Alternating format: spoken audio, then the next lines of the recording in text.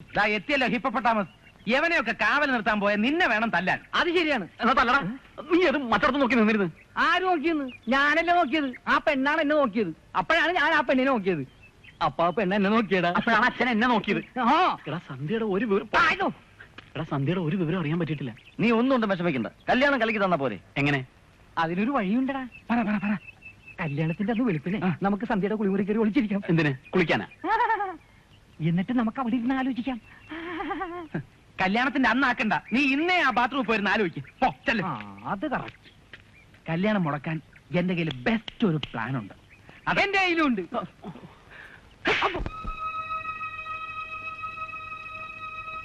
ഈ ജംഗ്ഷനിൽ വരാതെ ഒരു വണ്ടിക്കും സന്ധ്യയുടെ വീട്ടിൽ പോകാൻ പറ്റില്ല. അതുകൊണ്ട് നമുക്ക് ഇവിടെ തന്നെ നിൽക്കാം. എടാ ഇനി വല്ല കുറുക്കുവഴിയുടെ അങ്ങനെ അവർ നടന്നു പോയാലോ? ഒന്ന് പോടേ.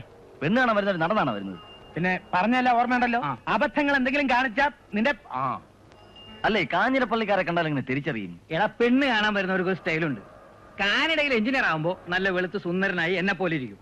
അതുമല്ല കാഞ്ഞിരപ്പള്ളിക്കാരനാണെങ്കിൽ നല്ല റബ്ബർ പാലിന്റെ മണം ഉണ്ടാവും നിന്നെ പോലെ. ചവിട്ടീന്റെ കോട്ടയം രജിസ്ട്രേഷനാ. നിറച്ച ആൾക്കാരും ഉണ്ട്. ഇത് തന്നെ സംഭവം. പറഞ്ഞോ.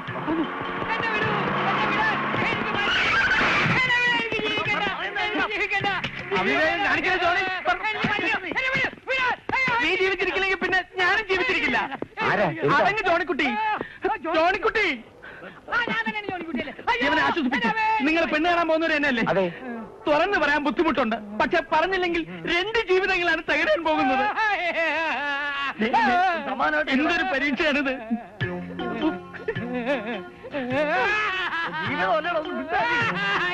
ഒരപേക്ഷയുണ്ട്. നിങ്ങൾ കാണാൻ പോകുന്ന പെൺകുട്ടി യവനുമായി ഘോര പ്രേമത്തിലാണ്. ഇവർ വിവാഹം കഴിക്കാൻ തീരുമാനിച്ചിരിക്കുകയാണ്.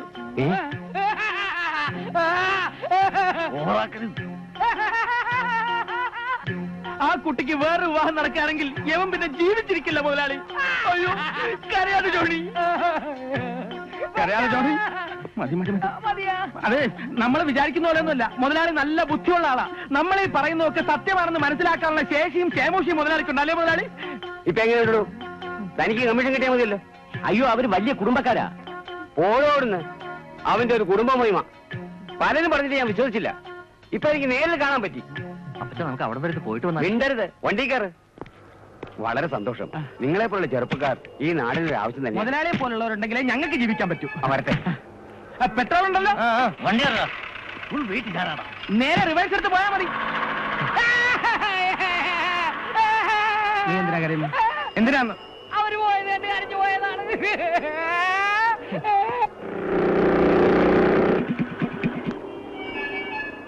ഒന്ന് ഫോൺ ചെയ്തു. 1 10 ചെയ് സാറേ.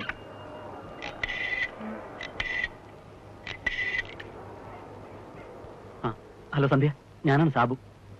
കാഞ്ഞിരപ്പള്ളിക്കാരുടെ കല്യാണം കലക്കിയിട്ട് എന്താ അവിടുത്തെ റിയാക്ഷൻ? കല്യാണം കളിക്കുന്നു? ആര്?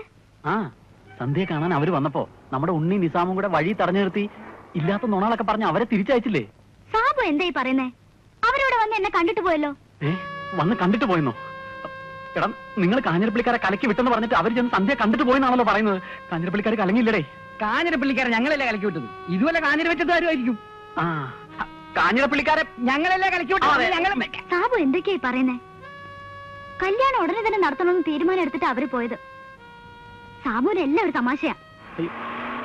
ഇനി ചിലപ്പോ ആള് മാറിപ്പോയതായിരിക്കും. ആള് മാറിപ്പോയതായിരിക്കും. ഞാൻ പിന്നെ വിളിക്കാം. ലൈൻ ക്ലിയർ ആയില്ലേ സാറേ? ലൈൻ ക്ലിയർ ആവാതെ പിന്നെ സംസാരിക്കാൻ പറ്റില്ല. മറ്റേ ലൈൻ അതൊന്ന് ക്ലിയർ ആക്കാനുള്ള പാടാണോ ഈ പറഞ്ഞത്? മറന്നോ നീ കല്യാണം കിടക്കൂലേ? എന്റെ പൊന്നച്ചോ, അവൻ ഈ കല്യാണം മുടക്കും. പയ്യന്റെ കാഞ്ഞിരപ്പള്ളിയിലെ വീടും വിലാസവും ഒക്കെ സന്ധ്യ വഴി അവൻ അറിഞ്ഞിട്ടുണ്ട്. അതുകൊണ്ട് ആ കളിയൊന്നും വേണ്ടാന്ന് അച്ഛൻ അവനെ ഒന്ന് പറഞ്ഞു മനസ്സിലാക്കിയാൽ കൊള്ളാം. ഒരേ ഒരു മോളാണച്ചോ.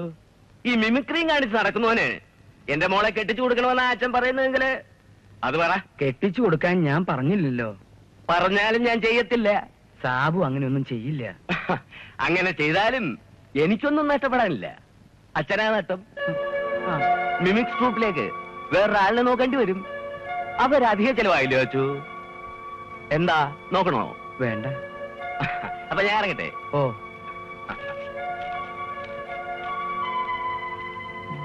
ആരാട്ടോ പോയത്? അതെന്റെ അമ്മായിയപ്പനാ. വിളിക്കോ അയാളെ? ഹലോ, അയാളില്ലെന്ന്, സാബുനെ. അവനെന്ന് ഞാൻ കൊല്ലും. അച്ഛൻ എന്നെ കൊന്നാലും ശരി, സന്ധ്യ എനിക്ക് മറക്കാനാവില്ല അച്ചോ. അതെന്താ? അത്രയ്ക്ക് ആത്മീയമായ ഒരു ബന്ധമാണ് ഞങ്ങൾ തമ്മിൽ. ആത്മീയോ? അപ്പൊ ഭൗതികല്ലേ? എങ്കിൽ എന്റെ മോര് കാര്യം ചെയ്യ്, വേഗം നീ ഒരു അച്ഛനാവാൻ നോക്ക്. കല്യാണം കഴിക്കുന്നതിന് മുമ്പ് ഒരു കുഞ്ഞിന്റെ അച്ഛനാവാന്നൊക്കെ പറയുന്നത് മോശമല്ലേ അച്ചോ? അയ്യടാ, നിന്റെ ഒരു പൂതി സെമിനാരി പോയി ചേരാൻ വേണ്ടി ഞാൻ പറഞ്ഞതാ. ഇതാണല്ലേ ആത്മീയം. നീ എന്നെയാണോ ആത്മീയം പഠിപ്പിക്കാൻ പോകുന്നത്? 7 കൊല്ലം സെമിനാരിയിലെ ആത്മീയം പഠിച്ചിട്ട് ഈ അടുത്തുവരെ ആത്മീയം എന്റെ കൈ വിട്ടു പോകുമെന്ന് എനിക്ക് സംശയം ഉണ്ടായിരുന്നു. പിന്നെ എങ്ങനെയാടാ നിനക്കൊക്കെ ഒരു ദിവസം കൊണ്ട് ആത്മീയം ഉണ്ടാവുന്നത്? അതൊന്നും പറഞ്ഞ അച്ഛന് മനസ്സിലാവില്ല. അച്ഛന് മനസ്സിലാവും, പക്ഷെ സന്ധ്യയുടെ അച്ഛൻ ചെറിയാച്ചന് മനസ്സിലാവില്ലല്ലോ. ചെറിയാച്ചൻ ചില്ലറക്കാരനൊന്നും അല്ല, എന്തും ചെയ്യാൻ മടിക്കാത്തവനാ. ഇന്നിനി സരള വരുമെന്ന് എനിക്ക് തോന്നല്ല. നിന്നെ കാണാൻ സള്ള വരാന്ന് പറഞ്ഞു. സരള ബസ്സാണടാ. ആഹാ. എന്റെ തൊണ്ട ആകെ പ്രോബ്ലം ആയിരിക്കുക. എന്തോ പറ്റി? എന്തോ നാളെ ആണെങ്കിൽ സെന്റ് തെരേസസ് കോളേജിൽ പ്രോഗ്രാം ഉള്ളതാ. ആ ജിമ്മി അവിടെ പോയി കിടക്കുക. ശരിക്കും റിഹേഴ്സൽ എടുക്കുന്നില്ല എന്ന് പറഞ്ഞാൽ അച്ഛൻ ആകെ ചൂടായിരിക്കുക. പെമ്പിള്ളേരുടെ കോളേജ് ആയതുകൊണ്ട് അവൻ റിഹേഴ്സലിന് വന്നില്ലെങ്കിലും പ്രോഗ്രാമിന് വരാതിരിക്കില്ല. ഞാൻ പോരാ. വല്ലതും തരണേ സാർ. സാർ,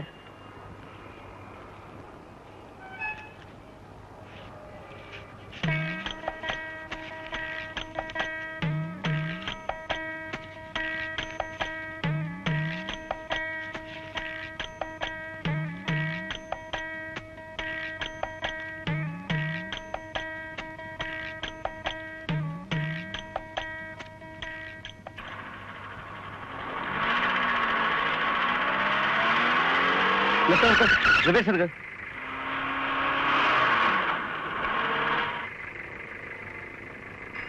എന്താ കാര്യം നിർത്തിയത്?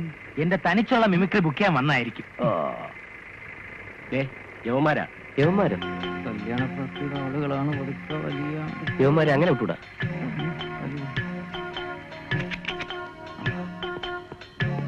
നീയൊക്കെ ചേർന്ന് എന്റെ പെങ്ങളുടെ കല്യാണം മുടക്കുമല്ലോ. ആര് മുടക്കി? എന്ത് മുടക്കി? എപ്പോ മുടക്കി? ആരുമായിട്ടാണ് എന്റെ പെങ്ങൾക്ക് പ്രേമം? അത് നിങ്ങളുടെ പെങ്ങൾക്കല്ലേ അറിയാൻ പറ്റൂ. യവനുമായിട്ടാണെന്ന് ശരിയല്ല.